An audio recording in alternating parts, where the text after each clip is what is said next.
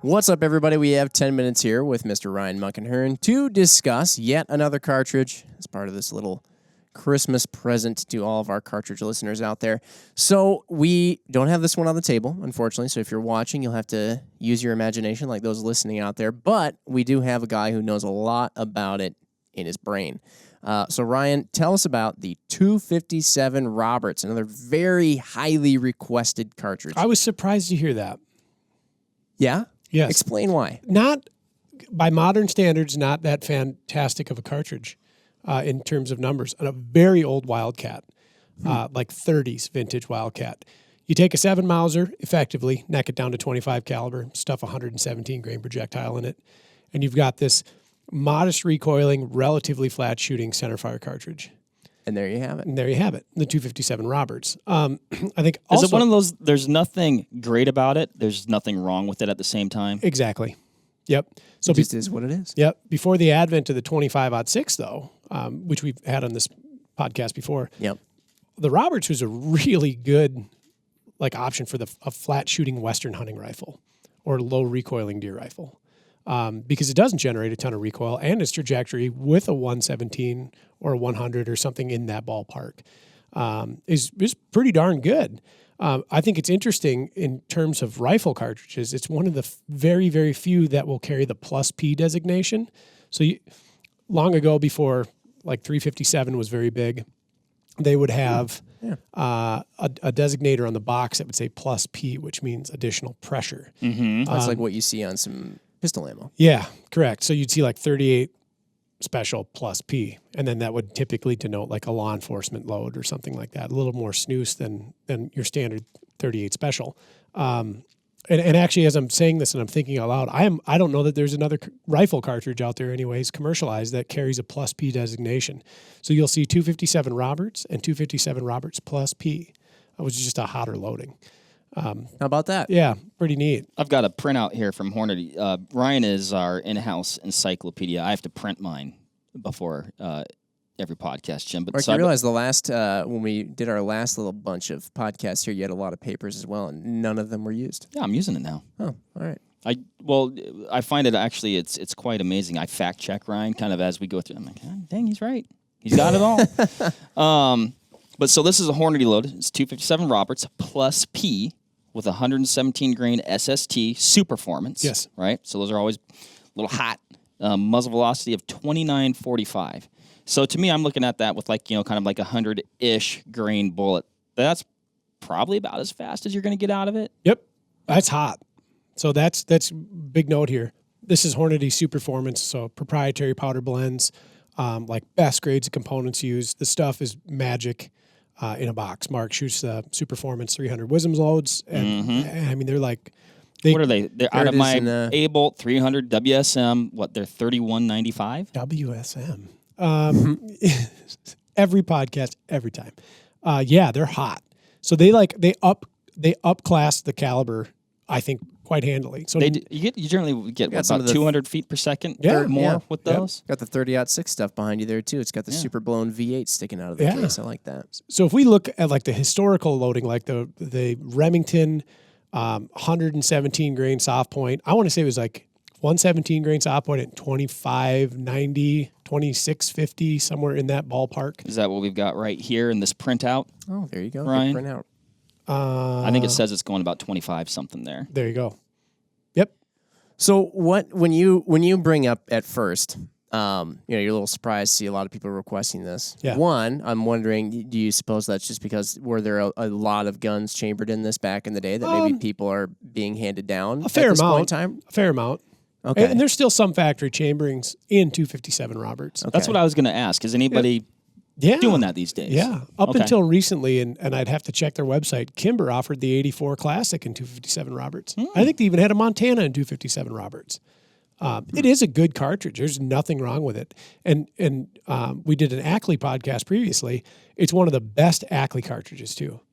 Okay. Yep. So modifying a 257 Roberts to what then is called a 257 Improved or 257 Ackley, just carries that name. They drop the Roberts off it, turns it into an incredibly different animal. Interesting. Altogether. Now, is that when you're saying there's some modern offerings out there now that have kind of superseded the 257 Roberts and some of its relevancy. Yeah. Is that one of them, or what else? What else are you looking at that you're like, well, there's just not enough reason? 25-06. Okay. Yeah, that would be the biggest one. That was the biggest step above the Roberts, significantly in a 25 caliber, and that one is caught on like wildfire. It's not really going anywhere. We're seeing a resurgence of it actually. Yeah. I've had more 25-06s in the shop this year than I have in the previous 6 years. So Fascinating. Yeah, which is really cool. But nothing wrong with the cartridge, especially if you're a hand loader, because it's so easy to shoot. It's so mild. It's a nice cartridge, and it's everything from mule deer on down. Good to go. I'm sure there's been a number of elk probably taken with it as well. Probably moose. I'm sure. But great round. So how would the how would the 25-06 then? I know we're not talking about that right now, but we kind of are. How does that compare to the 257 Weatherby? Below it considerably. So Okay. the Weatherby's a couple 100 feet per second and faster than the fastest 25-06 loading. Okay. Yeah. And that was part of the reason why too in this little series that we've done, we did the 300 Weatherby because we also had a lot of requests for a 257 Weatherby podcast. But I think, then we want to do a 257 Roberts because that was requested a lot. But in this 257 Roberts one, we talk a lot about just the 25 caliber bullet. It's kind of well, like you said, there's been there's a resurgence. You've seen a lot of 25-06s come through, but still, I feel like it doesn't get all of the notoriety or whatever as the 30 cals and the 6s and the 6.5s and stuff like that. Why is that? Is that yet another one of those things where like people see 25 and they start? Is it a mental barrier? Yeah, is it a mental certainly thing? I can't kill anything with a quarter bore. Well, much like the 243 again, which we've talked about here, a lot of people assign like a youth ladies thing to it. I took a ration of what when I bought a 243 when I worked at Cabela's. I remember you telling us that.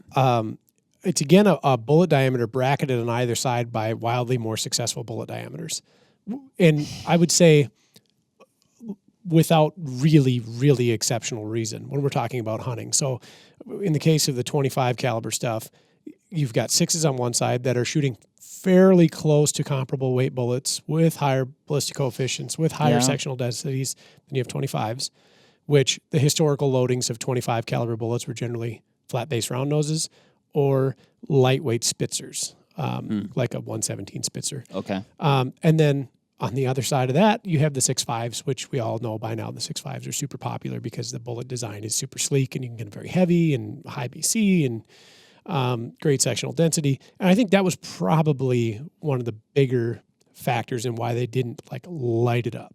Of course, with modern projectile technology, like there's that blackjack bullet, that ace, I think they call it, 25 caliber. I think it's 121 grain. There's some new stuff coming out every year from the long range match bullet makers. Bullets like Nosler's AccuBond, Hornady's GMX, Hornady's SST, the Barnes TTSX loadings. There is zero things wrong with the 25 caliber option.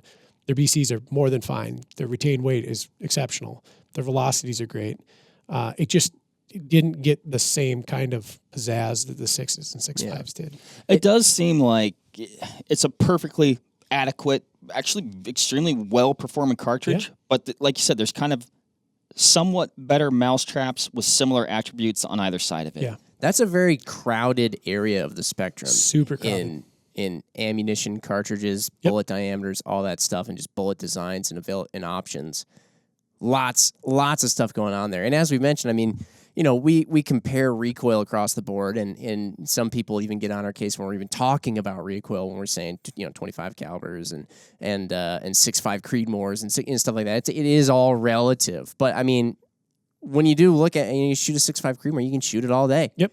And so then when somebody says, well, it's 25 whatever, 25-06 or 257 Roberts will have even less recoil. I guess I look at that and I'm like, would less recoil be nice? Sure, but I'm already kind of fine, Yep.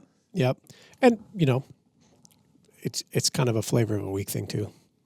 I remember in 2007 when the Creedmoor came out, people were like, it's a fad. Now look at it. It's crazy. That pendulum will swing. We talk about that all the time. That pendulum will swing. What would, if you could have one rifle in 257, Bob, what would it be? I would say either a Remington Model 7